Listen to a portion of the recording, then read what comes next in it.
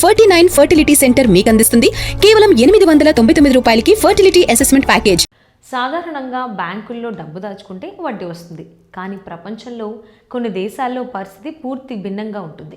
అక్కడ బ్యాంకులో డిపాజిట్ చేసిన సొమ్ముపై వడ్డీ రావడం కాదు, కానీ ఆ డబ్బును భద్రంగా ఉంచినందుకు కస్టమర్లే బ్యాంకులకు చెల్లించాల్సి వస్తుంది.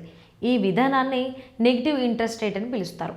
ఆర్థిక కార్యకలాపాలను ప్రోత్సహించడానికి ప్రజలు డబ్బును బ్యాంకులో నిల్వ చేయకుండా ఖర్చు చేయాలని ప్రేరేపించేందుకు యూరప్, స్విట్జర్లాండ్ వంటి దేశాల్లో ఈ విధానాన్ని అమలు చేశారు.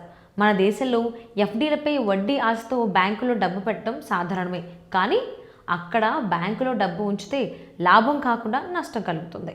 ఉదాహరణకు, మీరు బ్యాంకులో ₹1,00,000 డిపాజిట్ చేస్తే ఏడాది పూర్తయ్యేసరికి అది 99,000 రూపాయలు లేదా అంతకంటే తక్కువగా మారే అవకాశం ఉంటుంది. అంటే మీ డబ్బు పెరగడం కాదు, క్రమంగా తగ్గుతూ వస్తుంది. ఇది ఏ స్కాము కాదు, అక్కడ ప్రభుత్వాలు మరియు కేంద్ర బ్యాంకులు అధికారికంగా తీసుకున్న ఆర్థిక నిర్ణయం. ప్రపంచంలోని ధనవంతులు తమ సొమ్మును స్విస్ బ్యాంకుల్లో భద్రంగా ఉంచుతారన్న విషయం తెలిసిందే.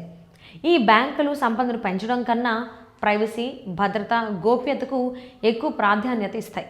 అందుకే ఇక్కడ డిపాజిట్ చేసిన వారికి వడ్డీ ఇవ్వకపోగా నిర్వహణ, భద్రతకు పేరుతో భారీగా సర్వీస్ ఛార్జీలు వసూలు చేస్తారు.